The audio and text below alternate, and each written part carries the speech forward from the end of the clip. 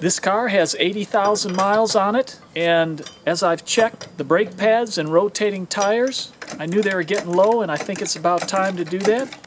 There's no pulsating in braking. They work real smooth, and when I've checked the rotors, they're not pitted, grooved, or warped in any way.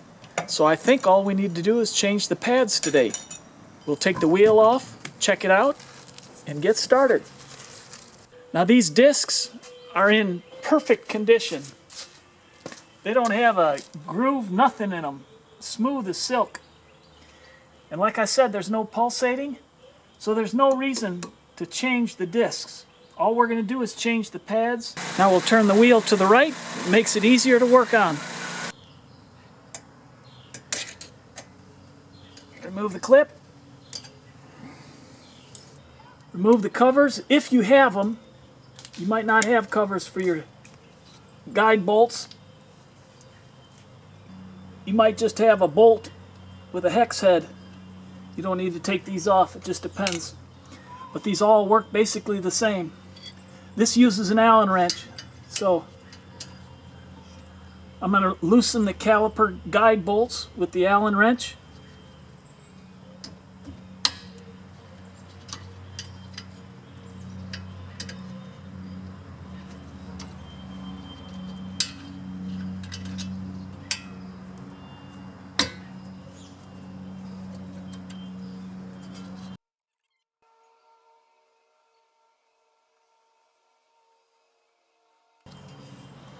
These are a little sticky, so I can see the bolt in there. I'm just going to push it out, back it off. There we go. And sometimes you can pry these out, just like a clamshell, but this is a little sticky. So I'm going to take the bottom one out.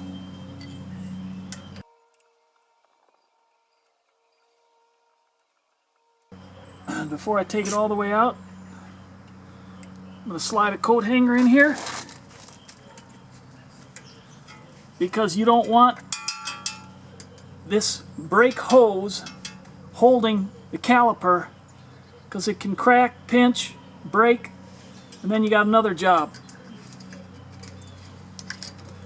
So I just put a wire here, and then I connect the other end up here on the spring.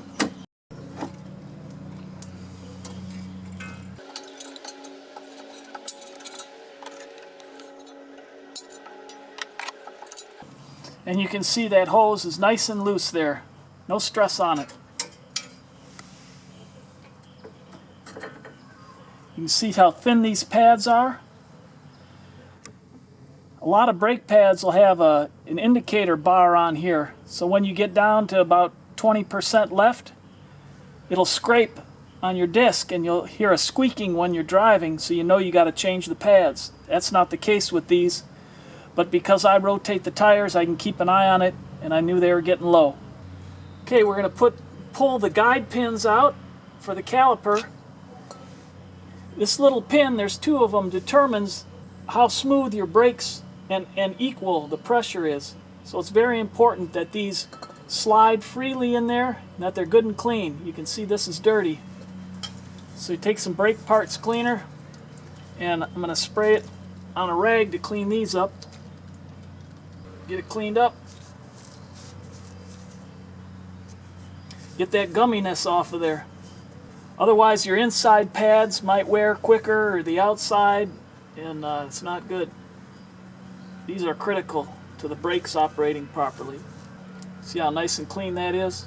And you can also spray where the pin goes in. Then you don't want to use regular grease on these. You want to use silicone. This is made specially for caliper slides. And just put some on the guide pin. Rub it around. This also won't eat at the rubber, so it's very important. And just slide it back in. See how easy that moves? Nothing to it. That's the way it's supposed to be. I'll pop the other one out. And do the same thing with that.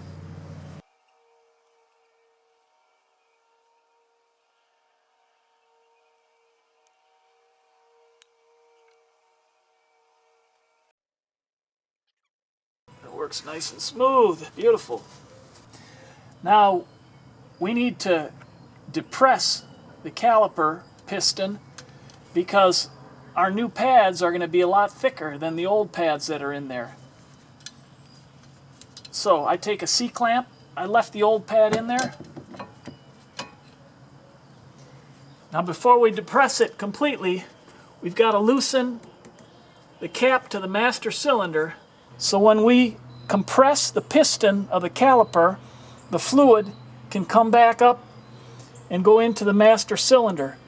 Now after you do the first one, you want to check and make sure that it's not getting so full that it's going to overflow when you do the other side. If that's the case, you want to take a little bit out with a baster or a syringe or something, and then you can put it back in after you're done.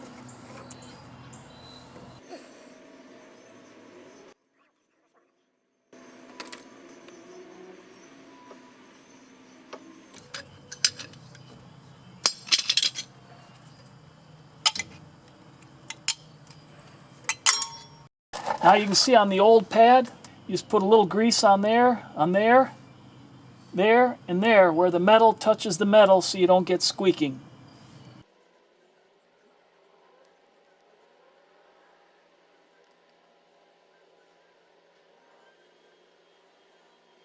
Okay, these particular pads come with this bracket on the back that goes in the center of the piston, which is nice because it holds it in there, but you want to be careful not to touch your dirty hands or gloves on the pad.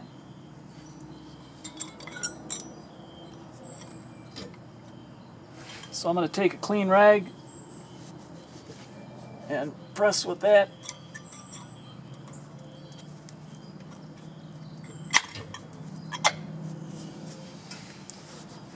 And we're all set there. See the difference? Old pad, new pad. Be set for another 80,000 miles here.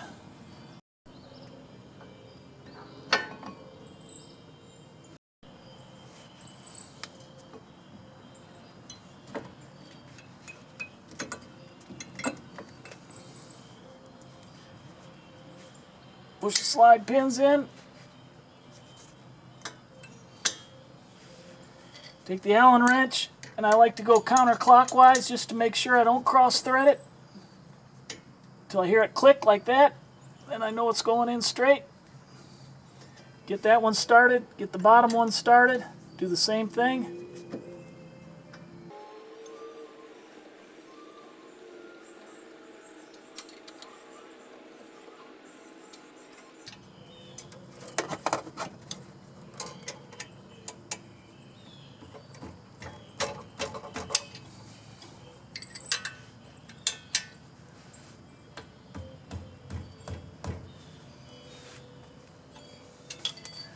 Put the caps back on. They're just dust caps. And install the new clip. Slide the clip back in. Just put that in the hole. And then I put the bottom one in the hole. Get it started there. Back this out, snap it around, snap that in.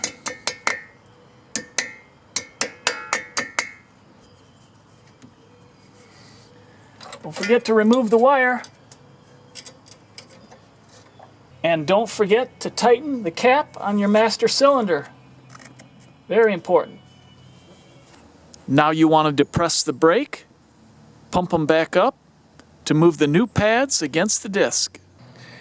And that's how easy it is to change your disc brakes. If this video was a help to you, give it a thumbs up. If you haven't already, please consider subscribing. And I look forward to helping you with other projects online.